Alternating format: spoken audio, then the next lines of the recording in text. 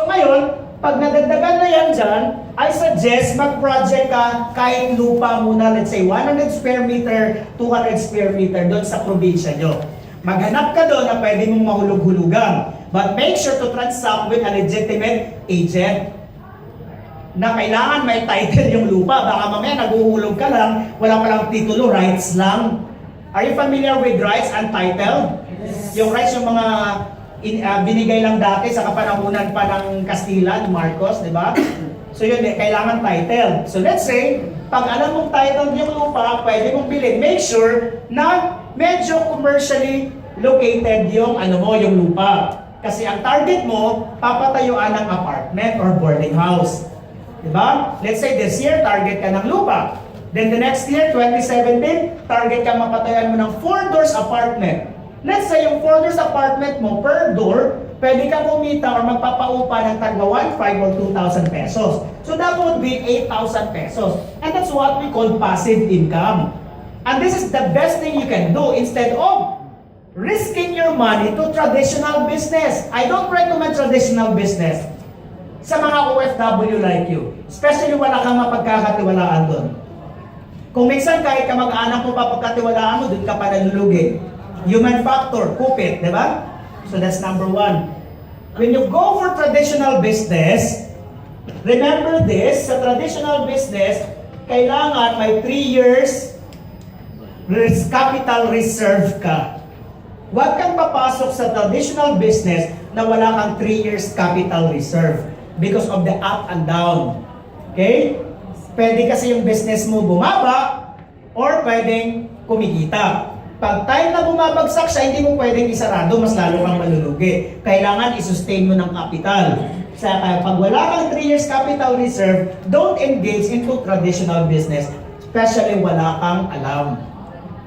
So that is why, sabi ko nga, hindi dahil nasa uno tayo, but I do suggest better take this business seriously. Did you get it? Kasi dito, bahain man, bagyuin man, wala kang lugi. Ang negosyo mo nasa internet. Diba? O sino ditong taga Leyte? Mayroon ba dito yung natamaan ng bagyong ano ba yun? Before? Yeah. So sorry for those people who are affected doon sa mga kababayan natin. But take note, there are some big businessmen there who lost millions of pesos because of that tragedy, right?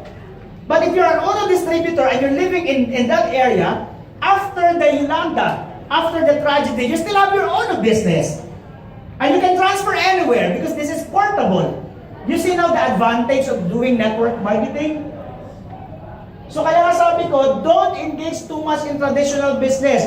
Look for another sources of income like this one. Big business profit. Ito na yung network marketing. Actually, network marketing or MLM falls under passive income. Pwede siyang maging active income if you are just starting up. Let's say you're just doing direct selling, so that's active income. That's commission. But here, in MLM, why it is considered passive income? Take for example, if you are ranking Sapphire, Emerald, Ruby Executive, can you imagine you're earning doing nothing? People under you buying products, using products. At the end of the day, you will earn a minimum of 2,000, 3,000, 4,000 dirhams without doing anything. Lahat nagme-maintain lang ng 250 dirhams. And they are not feel obligated to buy the 250 because that is for their personal consumption. So can you imagine 2 to 3, 4 years from now, you are already Sapphire or Ruby Executive. MLM na pinag-usapan natin. We're not talking about the binary. Can you imagine? Para ka lang may time deposit na monthly may tinatanggap ka, and that is apart from your salary. So you need to appreciate the opportunity now. So, I mentioned here the rental income. Okay, I will give you a little bit idea about how I do my investment in condominiums. Bakit nasabi ko kanina, bakit pala pwede pala you can start with one, then later on you can multiply it na pwedeng libre na lang the rest of the unit. Okay, I don't know with non-Filipinos if you have the same system of real estate in your country.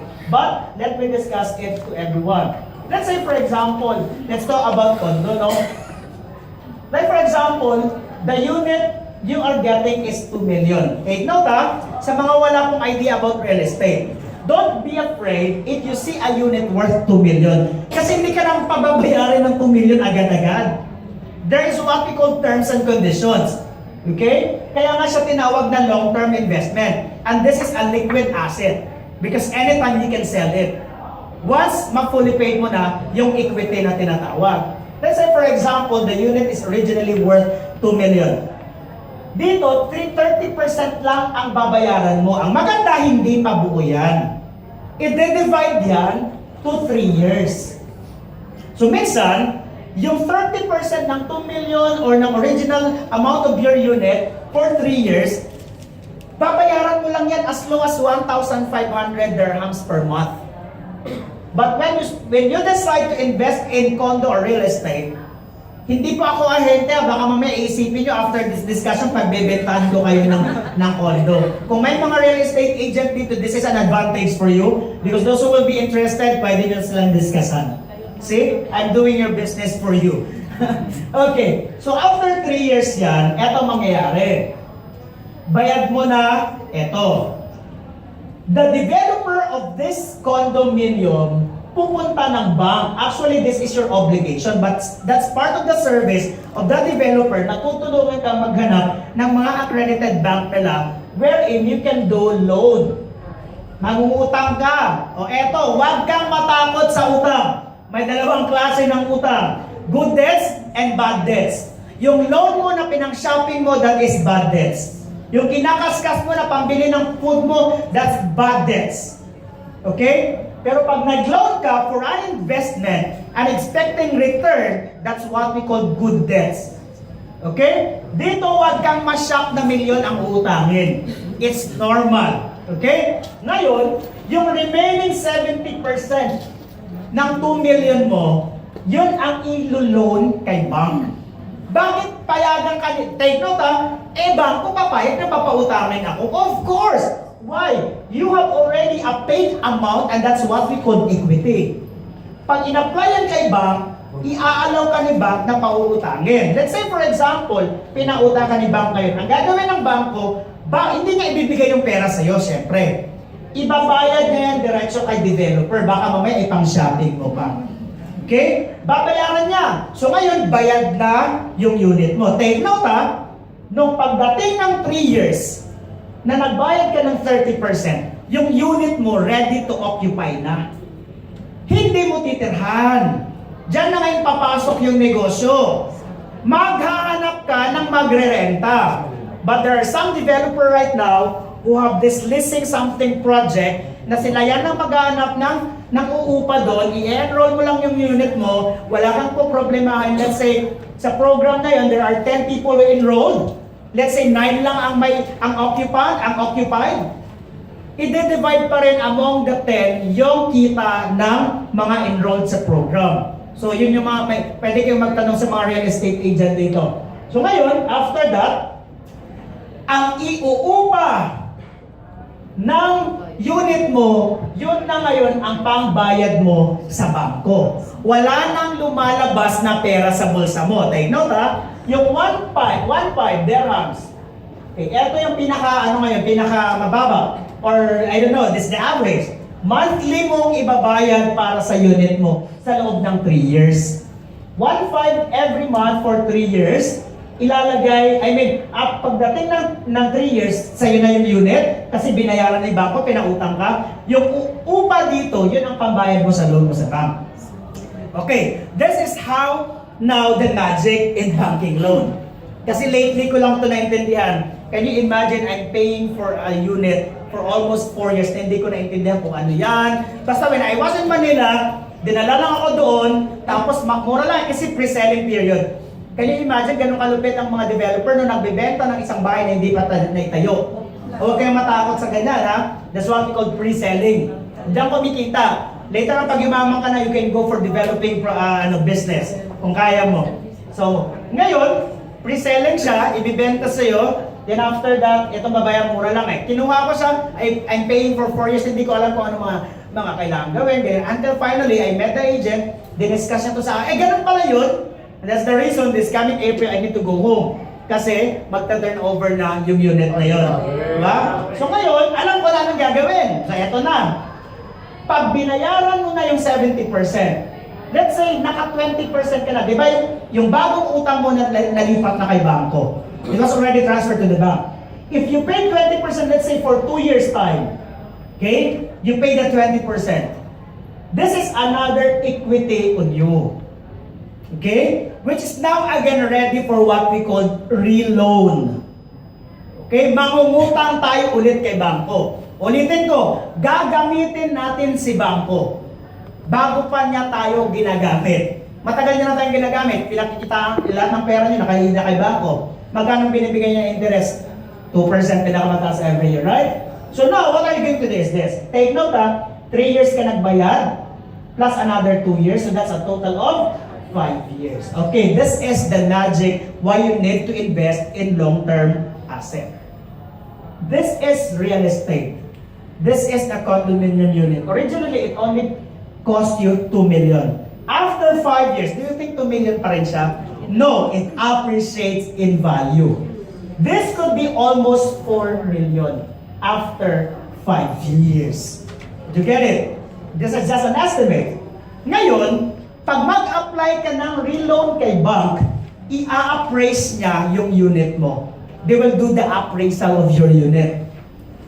Once your unit is found out to be 4 million worth na siya, 60% pinakamataas ibibigay na loan sa'yo. And can you imagine, 60% of 4 million is how much? 2.4. Take note, nagbayad ka na. Bawas na yun sa 2M. Plus may binayad ka pang 20%, bawas tayo. So almost, hindi na umabot ng 2 million yung balanse mo kay bank, tama? Ngayon, papautangin ka niya ng 2.4 million. In short, babayaran mo yung old loan mo kay bank para magkabaroon ng panibagong loan. Take note tuloy-tuloy itong kumikita. Ngayon, since sobra-sobra sa old loan mo ang ibibigay ni bank, anong gagawin mo? Hindi ipang shopping. Ibibili mo ng panibagong unit na naman. Naglabas ka ba ng panibagong pera? Hindi! Nagtiis ka lang sa umpisa ng 3 years na naglalagay ng tagwa 1.5 per month. Sino po dito nag-invest na sa condominium? Pakitas po ng kamay. That's good. At least you understand now. Tama? O yung iba, 10 years na dito, 15 years na, sana ngayon mayroon ka ng 2 unit. Diba? Sa 1.5 per month lang. Na yung binibili mo kung saan-saan, na mga wallet, mga sapatos, mga branded na damit. Eh kung inipon mo yun yung 1.5 na yun monthly, in 3 years time, may isa ka ng unit na kumikita na ngayon. That's how you do rental. Big business profit, this is our business. You need to take it seriously. So now, sasabihin mo, if this is not enough for your surplus or your net income, wala na eh. Almost lahat, ginasto ko na. Ngayon, gawin mo, magbawas ka. Magbawas ka ng expenses. Kung hindi pa rin kasya, that's the time magdadagdag ka ng kita. Anong kita? Nasa uno ka na eh. Diba? What are you doing here in this very great opportunity? Take note Sabi ko nga, don't be too complacent with your job. 2016, there will be a massive recession. Worldwide. Yun ang kailangan mong pagandaan.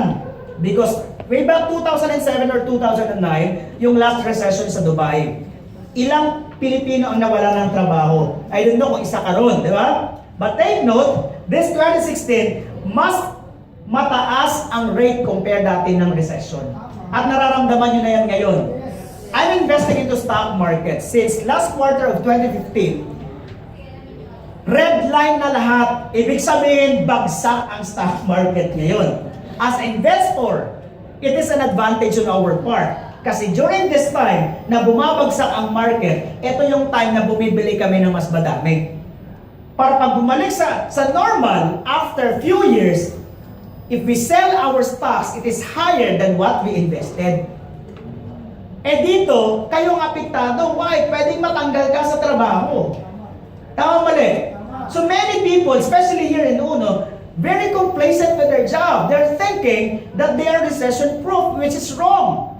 Anytime now, pwede kang tawagan, magbabawas tayo ng tao, babayaran na lang namin yung visa or whatever mo dito. O may magagawa ka, wala. Wala. So that is why starting today, you need to have a commitment. Focus on multiplying your income. How would you multiply your salary? How would you maximize your Uno business so that you can start investing in what we call long-term assets? Okay? So ngayon, yung pangatlo naman, ito yung tinatawag nating portfolio income. Portfolio income. Ito na yung binanggit ko kaninang stock market. Yeah. Okay, I will give you an idea. Sa stock market, hindi to kagaya ng rental na pwede mo mapaikot-ikot. Okay? Kasi nagre-recycle ka ng investment dito.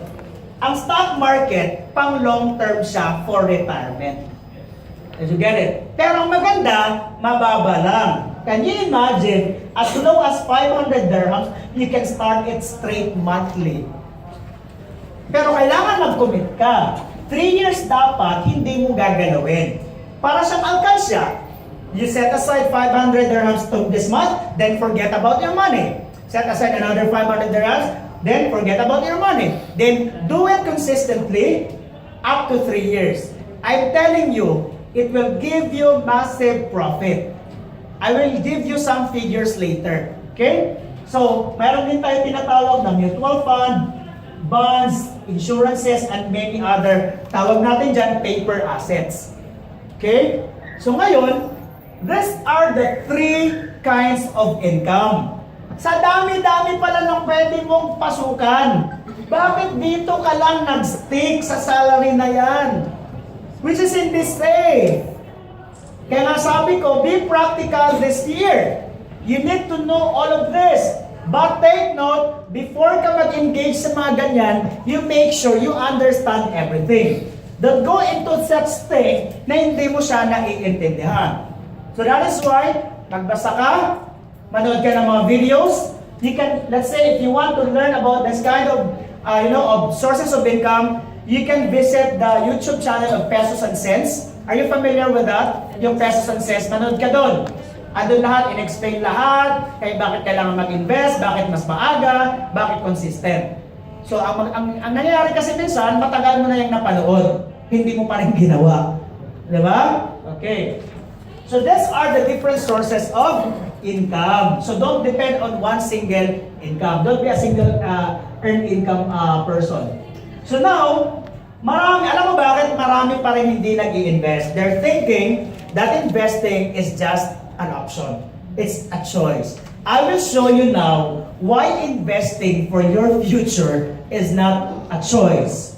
Kasi marami, okay, forget about that. I'm still young. I'm still young. Bukas na lang, next year na lang. Anyway, matagal-tagal pa ako siguro, matagal-tagal pa ako dito sa Dubai. Di ba? Eh, marami pang binabayaran ngayon eh. We have so many excuses. Tama mali. You need to understand that there are 4 phases of financial life.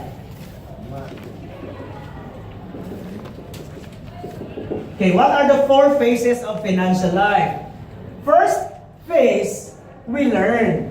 Siyempre, nag-aral ka, you get a degree from that school, you have your diploma. In this phase of life, tayo ang nagbayad. Diba? Tayo nagbabayad ng tuition. Okay? Mag-training ka sa TESDA or anong mga skills development training dyan, you are paying for it. Because in the next phase, after you get this one, you can have a career or a job. Kasi alam mo, if you have this, you can now start earning money. Right? But the only problem is, most of us, na-stuck tayo dito. Naging complacent. We thought that this is the last and the end of everything. Ganda na ng buhay ko sa Dubai. Ganda na, may ganda ng apartment namin, ng flat namin, may mga gamit ako dyan, may ganito ako, may mga gadget ako, pag-gising ko, 4 yung gadget ko, kahit saan. Ang sarap ng buhay ko! Diba? So we were too very complacent with your career or job. But you forget to invest. Why? This is the third phase of our financial life, investment. Diyan pala dapat nilalagay lahat ng net income mo, hindi sa mga mall, hindi sa DSF, hindi sa gadget. Sabi nila, investment, ano investment mo? At least eto, may iPhone, may iPad, may mga sapatos, may collection ako ng ganyan. So these are all my investment. Take note, ulitin ko. Investment is something that appreciate and value after. Diba? Eto na yung sinasabi ko mga investment dyan. Dapat yung alamin mo paano siya pasukin. Kasi ang sapatos mo ngayon na 300 dirhams, after 1 year, hindi mo na yan mabenta ng 300. Diba? It's losing the value. Did you get it? So dapat hindi yun ang binibili ng pera mo. Take note your capacity, your income ability is gradually subsiding, nagsasubside ang income ability mo dito sa abroad. Diba? Naniniwala ba kayo hindi naman kayo habang buhay dito? Yes. Pero bakit as if you live every day as if this is your life, this is you. Ito na yan, ito yung pangarap ko. Hindi mo pangarap mag-abroad. Ang pangarap mo, yung dahilan mo ba't nandito ka, yun. Tama mali? Okay. Hindi yung pag-abroad itself ang pangarap mo. Your dream is not working here. Your dream is to prosper. Your dream is if you go back to Philippines, you can settle down with a very good family na plaster na lahat. Diba? Yun yung goal mo dito. Kaya marami, hindi inalintana yung investment. They forgot about it. We're still young, ganito, ganyan. Alam mo bakit? Kailangan mo dito mag-invest because there is what we call retirement. O, sino dito nagsasabi na ang retirement choice? Choice ko mag-retire, di ba? Pag 76, 80 ka na, choice mo pa rin ba? Sige nga, yun yung time na gusto ng utak mong magtrabaho pero hindi na kaya ng katawan mo. So therefore, retirement is not a choice. Did you get it? So therefore, investment should not be a choice. Kasi ang mangyari, pag ginawa mong choice to, problema mo ang retirement. Diba? Bakit? Okay, may drawing ako. Diba? This is your age? Ay, grabe. Okay, ito yung edad mo. Diba? Ito yung edad mo. Okay, 20. Dito yung 30. Maybe this is your 50, 60, 70, RIP. Yan. Okay? Can you imagine now your life? So, sinong nagsasabing choice niya kung pupunta o hindi dyan? Wala. Lahat tayo papunta dyan. Right? Wag lang muna ngayon. Correct? Okay. So, this is our road towards success. Okay, this is our age. Okay? Huwag kang magmadali ha, huwag kang magmadali. Ngayon, eto ngayon yung tinatawag nating expenses line. As you noticed, alam mo kahit namatay ka na may expenses ka pa rin, di ba? Kabaong, yung paglalagyan, wala nang libreng lupain ngayon. Pati lupain ang paglalagyan mo sa huling hantungan mo, bibilhin. So kung walang-wala ang pamilya mo kasi hindi ka nag-ipon, when you go back to your country, to the Philippines or in any country, if you die, walang pera, saan kayo lalagay? Papakain na lang? Cremate, mahal! Diba? Magbayad ka pag na-cremate ka. Tama pala eh. Saan kayo lalagay? Susunugin doon sa ano? Sa abo? Doon sa ano nyo? Ano tawag yun? Yung may kahoy? Subnoran na lang? Subnoran? Para masunog? Or ipa-ano na lang? Itapon sa dagat? Or ipakain sa piranha? Is that the life you wanted after all? No, of course. Okay? O, eto. This is your line of expenses. Hindi po bumababa ang gasto. Tumataas yan habang tumatagal. And you observe that already. Uwi ka ng Pinas, magtaka ka na lang, Na dati, ang kilo ng bigas, ganito lang ngayon, ang taas na, ang laki na. Did you get it? Okay. So now, ang nangyayari, eto. Ang kita natin, ito na. Ang kita natin, pag ganyan yan siya, pero pagdating ng time, gaganyan yan. Ay wala na ka na palang kita dyan. Unless ibenta nila yung kabaong mo. Ganyan, di ba? So, ano ibig sabihin nun? This is what we call your growth years. Di ba? Mag-aral ka, etc.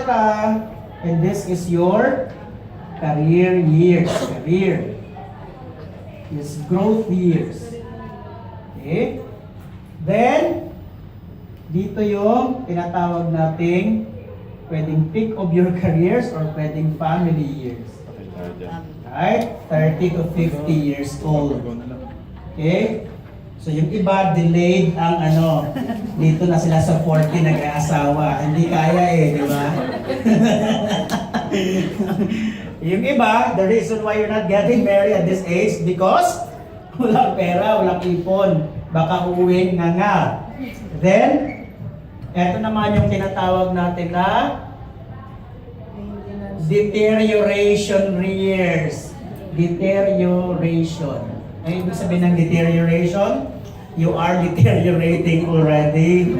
You don't have the choice. But, you are going down. And, this is your retirement. Retirement to interment. Alright? From birth to, yung sabi nila. So, retirement, next to that is interment. Huling hantungan.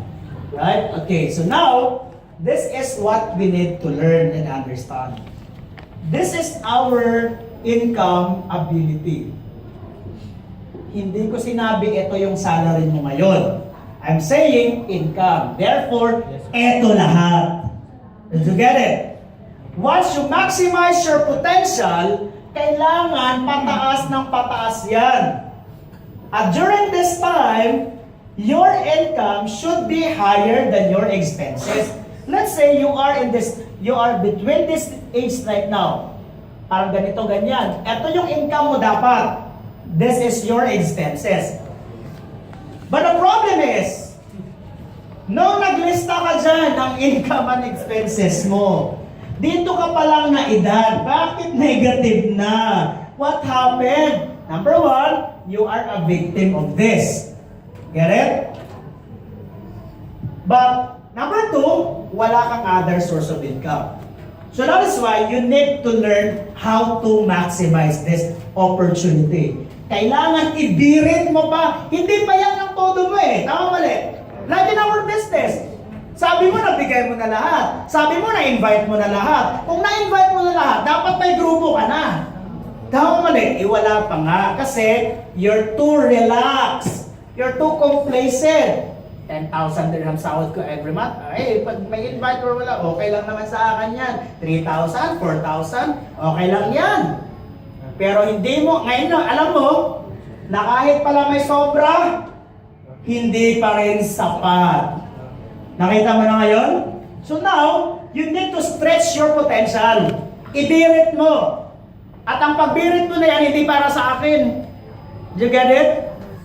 Kaya nga, makita mo, rich people are not sleeping. They're just taking a nap.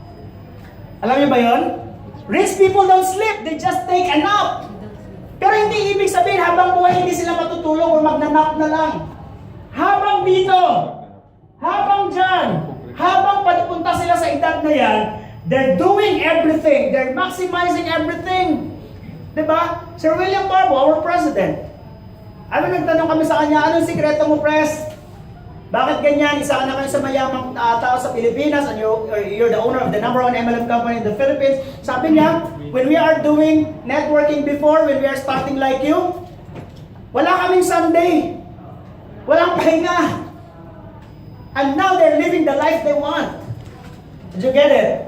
Ang maganda kasi sa business natin, kahit na 4 hours lang ang tulog mo, it's okay because we are into health and wellness products.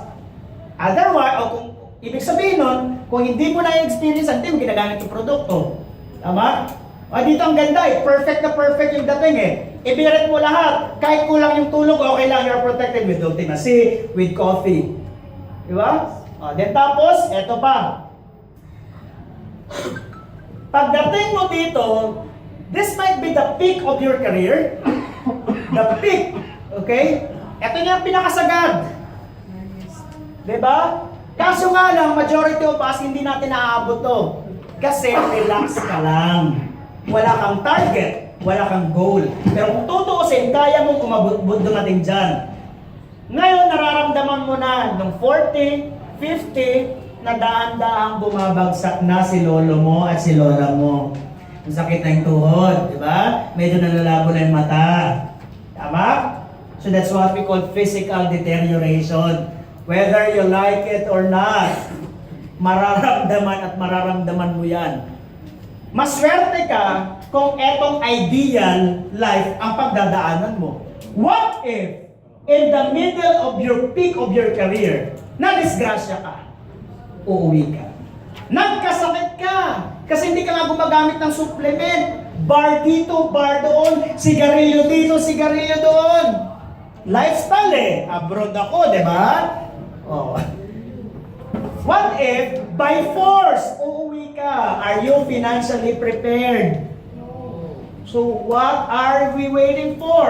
Pagbagsak nandyan, pagbagsak, darating ang point, yung kita mo dapat at ang gasto mo nag-meet in the middle na. Dito na yan, oh, di ba? Dito na yung pinaka delikado na part. Kasi mas malaki na yung gasto mo kaysa sa income mo. Ang tawag dyan, deficit. Ang tawag dito na malaki pa ang kita mo sa expenses mo is surplus. Your goal abroad is to increase the surplus income, to invest. Kasi ang purpose ng investment is to cover up the future deficit of income. Diba? Eh, ang mentalidad natin Pinoy ano? Anak, mag-aral ka ng mabuti. Ha? Ginagastusan kita. Alam mo na sa isip ng mga magulang? Okay lang yan, kahit wala akong ipon, ang investment ko, yan o, mga anak ko, nakapagtapos si ganito, nakapagtapos si ganyan. Bakit? You will depend your retirement to your children. Kaya ang pressure ngayon, nasa anak nyo. Kahit hindi niya gusto yung kurso, kukunin niya kasi sinabi yung pag hindi mo gagastusan. Kasi ito yung kurso na to, alam ko, itong kikita ng malaki after 10 years. Itong kikita, ito ang magpapayaman sa'yo. Do you get it? Kasi kailangan mong yumaman kasi ako, hirap ako ngayon. Ikaw ang gagasto sa lahat during my retirement, which is very wrong. Huwag mong gawing excuse ang anak mo kasi ginagastusan mo siya. Di ba? Tanggalin natin sa isip natin yan. Kasi mamaya, sa kwento mo sa huli, alam mo may mapag-isip-isip ka. Di ba? Okay. So this, alam mo, eto lang palagi ang titingnan mo, remind mo sarili mo, why I'm here working abroad? Why I'm here? Hindi para magpasarap, hindi para magpa-impress, hindi para magpapugi, magpaganda, mag-selfie, at mag-feeling wow, di ba? You're here working for your future, and this is the reality of your future. Are you learning? Yes! Ba't parang na-stroke na kayo? Basic lang to ng financial awareness. Diba? This is very basic na dapat maintindihan ng lahat. You get it? So now, eto na ang pagkakataon na dapat maintindihan mo lahat. So I will give you some practical tips. Number one, kasi ngayon nare-realize mo na tama, no? Tama na, simula ngayon, hindi na ako bibili ng ganito, hindi na ako gaganyan. Baka ngayon lang yan. Diba? What I'm doing is, sa mga hindi makapag-budget, alam mo bakit hindi ka magba-budget hanggat hindi mo alam saan napupunta pera mo? Tama, mali. Sino po dito nagmo-monitor ng expenses niya? Naglilista? Kailan mo nililista? Every day or every month or kung maisipan mo lang. Yung iba, naglilista lang kung alam niyang kulang na. Di ba? Sinong may planner, may organizer? Secret to success. 3 bagay lang para umasenso ka. Number 1, be organized. Number 2, be organized. Number 3, be organized. Planner. Bumili ka, may tag 10 dirhams lang sa day-to-day, huwag ka nang bumili ng mahal. May mga kumpanya ngayon nagbibigay ng libre, tama mali? Magtanong ka sa kanila, mamigay kayo. Diba? Because this is your life, this 2016. Ang gawin mo, kagaya ng ginagawa ko, daily yan. Expenses, MetroCard, 20. Expenses, food. Expenses, daily. Araw-araw. Nakakatama. Di buhay, mabahala ka. Diba? Bakit kailangan daily na monitor yung expenses? Ulitin ko. Maliliit kasi na bagay binibili mo minsan. Tama mali? Napapadaan ka dyan, bibili ka ng juicy fruit, 3 dirhams lang, 2 dirhams, di ba? Hindi mo naman ililista yan eh. Kung monthly mo pa, ano yung mga nilista ko? Ang mga major expenses lang maalala mo. Yung mga maliliit, yung sa stick na sigarilyo, yung maliit na pack na sigarilyo, hindi mo na yung malilista. Tama? So ngayon, ang gagawin mo daily. Bet-bet ka niyan. Kung ayaw mo na mas malaki, yung kahit yung maliit lang, yung packet size muna, para lang masanay ka na naglilista. Everything should be written, not to be memorized. Huwag sa cellphone, okay? Dapat nililista. Okay? So ngayon, lista mo everyday. Ngayon, nakita mo na yung format na binigay ko sa inyo. Gawin nyo yan monthly. Okay? Lahat ng food, ito total mo from day 1 hanggang last day of the month. Then, put it in the summary of the under controllable under food. Ilagay mo dyan. And lahat ng mga ginasto mo sa loan or recharge card, ilagay mo dyan. Lahat, everything you need to put it there. Wala kang palalagpasin. Masashock ka na lang. Ha? Ganito kalaki ang gasto ko this month. So now, you can assess your expenditures, your spending habits. That's what we call spending habits. Malalaman mo dyan ngayon, saan ba, bakit nag-negative kaya ako? Eto lang yung sahod ko, ba't ang laki-laki ng gasto ko? Saan ko kinuha yung ibang pera? Baka kinaskas mo sa card, baka inutang mo na hindi mo pa nababayaran. So ngayon, you need to evaluate yourself. Saan ba ako naggasto ng malaki? Let's say sa food. Bakit kaya? Anong araw eto na gumasto kami ng malaki? Buong linggo, kain kami ng kain dyan, 28 lang eh. 28, 25, 27, 28, 25, 27. Nakasampu ang ganyan, 280 na. Ang gasto mo lang dapat isang buwan, 200, 300 lang. Tama mali? So doon mo ngayon maa-assess yung spending habits mo. You can assess it there. So then after that, ulitin ko, you cannot change something you don't know. Kaya sabi ko, nagtataka ka palagi, ba't walang natitira? Ba't walang naiiwan? Because you don't know where it goes. Tama mali? So ngayon, pag daily ang monitoring mo ng expenses mo, you will realize something. Diba? Okay. Second tip, okay, yun ang first na strategy na gawin nyo. Pangalawang strategy, buying something. Okay? If you're buying something, hindi pwedeng basta-basta mo lang siya bilhin kaagad. Mapag-gadget man, mapa-candy man, mapa-shampoo, or kahit anong luho. Anything you want to buy, you need to ask 4 questions first. Okay? 4 questions you need to ask before you buy something. Let's say, wow, ang ganda! Diba? Mga babae, gano'n. Wow, girl, tingnan mo girl, bagay na bagay sa damit ko, girl! Diba? Tingnan mo, bagay sa shoes ko, right? Tingnan mo, bagay, diba? Ganon. Before you buy something, you need to ask yourself 4 questions and you need to answer yes before you buy that thing. First question is, gusto mo ba yan? Or, do you like it? When you answer yes, don't buy it yet. Kasi 4 ang dapat masagot ng yes. Correct? Number 2 questions. Okay, yes? Ay, hindi pa muna. Okay, hindi pa muna. Kailangan may pangalawa. Second question. Do you need it? Kailangan mo ba yan? Kailangan ko talaga ito ngayon kasi wala akong pa-partner siguro sa ano ko eh. Ganun, diba? Mga ganun eh. Kinakausap mo sarili mo. Hindi mo pa bibiliin kasi may 2 pang tanong, right? question. Kaya mo ba yan? Is that not above, hindi ba yan above your means na? Baka nga, mamaya, not within your budget. Kaya mo ba yan? May pera ka ba? Mamaya, ikakaskas mo na naman yan sa card mo. Dapat hindi ganon. Anything you spend, hindi pwedeng kaskas ang card na hindi siya kailangan. O kaya mo ba? Pag nasagot mo, okay, I have an extra here. This is surplus. Nakapag-set aside ako lahat. Hindi mo pa muna bibilhin. The third question, I will repeat. The third question, can you afford that? Or kaya mo ba yan? Hindi mo pa bibilhin. And the final question, okay, and it should be answered by yes before you buy it is, pagkuha mo, sana yes ang sagot ko. Diba? Gusto ba yan ni Lord para sa iyo? Okay? Hindi ko pala kailangan na mas marami pa nangangailangan nito. Diba? So now, if you answered yes, those 4 questions, then buy it. But if not, don't ever buy it. Okay? Have you learned the strategy now? I have this couple from Fujairah. You know, that's one of the aces na tinitrain ko dito sa Uno.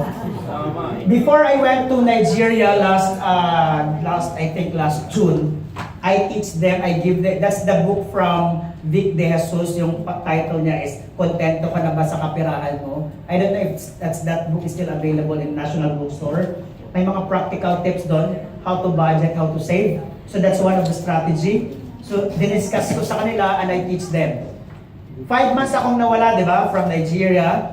Then when I went back here in Dubai, when we met, grabe pasalamat nila. Sir, maraming salamat because of that 5 months na kami nagsiset aside ng 20% of our income for our savings. You see, 5 months, 20% na disiplina. Mas lalo na nung diniskasan ko na to. Kasi daily na sila ngayon nagmo-monitor ng expenses nila. If you're a couple, if you're husband and wife, or girlfriend or boyfriend, if you understand both of this one thing will strengthen your relationship. Kasi ngayon, maiintindihan niyo yung pinaka-long-term goal nyo dito abroad. Right? So those are the strategies you can apply for yourself. Kasi first na maaaral mo is how to budget. Kaya nga, yung paglilista ng expenses, that will trigger you to budget. Okay? And at the same time, yung 4 questions. That's very, very powerful. Okay? Especially the last question. Pampakonsensya yun. But it's true. Diba, ba't ka bibili ng mga bagay na yan naman, mabubuhay ka naman kahit wala yan? Correct? So therefore, that's not a need. Ngayon, if you discipline yourself how to budget, next you will learn is how to save. Right? Okay. Many of us nagsisave. Sino po dito nagsisave? May mga savings na? Okay. Sino po dito nagsisave sa bank? Okay? Saving in a bank is not ideal. Okay? It's not ideal to save money in the bank. Ang ilalagay mo lang na pera in the bank is your emergency fund. The rest of that, hindi na sa bangko. I will explain why. Why is that not ideal to save money in the bank? First thing first is this. Let's say this year is 2016. Okay? And let's say you have 100 pesos. Okay, this is your money. We'll just use a small amount of money para mas madali natin ma-compute. Okay? So that it's easy for us to estimate. 100 pesos. Let's say your 100 pesos is, you can buy your needs, let's say for example, 2 kilos of rice for 100 pesos this year. Do you think that 2017, okay, 1 year after, 2 kilos of rice will still be 100 pesos? No. Consider what we call the term is inflation. Inflation is, this is the value of your money na this is the rate of the money. I mean, this is the percentage na bumabagsak na value ng pera mo or the buying power of your money. The value of your money will be affected by this inflation rate. I understand inflation rate when I start investing in stock market. Ako niya sa doon pinaintindi sa amin na parang ganito. Why you need to invest in stock market? Let's say for example, way back 10 years ago, one piece of burger in Jollibee is just like 10 or 12 pesos per piece. But right now, it's almost 30 pesos. Okay? Let's say, last 10 years, you buy the stocks of Jollibee at 10 pesos. Kasi dati, I think that was 2,000. Yeah, 2,000. The per share or the per stock of Jollibee is 10 pesos only. Okay? Let's say you bought 1 or 10,000 shares of Jollibee at 10 pesos per share. So that's how much? 100,000 pesos. So in short, ang ininvest mo lang is 100,000 for 10 years. Today, if you invest sa stock market and buying the shares of stock of Jollibee Foods Corporation, that's 180 pesos plus already. And can you imagine if you have 10,000 shares and you sell it at 180 pesos, that would be how much? You see, because of the inflation rate, walang bumababa na commodities. You get it? So doon ka mag-invest sa hindi, let's say for example, the best company to invest with is Meralco. Can you imagine kailan mawawala ng kuryente ang Manila? Hindi talaga mawawala. Kailan mawawala ng tubig? Yung BPO, si Henry hindi papayag malulugi yung bangko niya. You get it? So, don't you worry. If you want to invest in stock market, you need to choose your broker. And sa CoFinance, sino nagko-CoFinancial dito?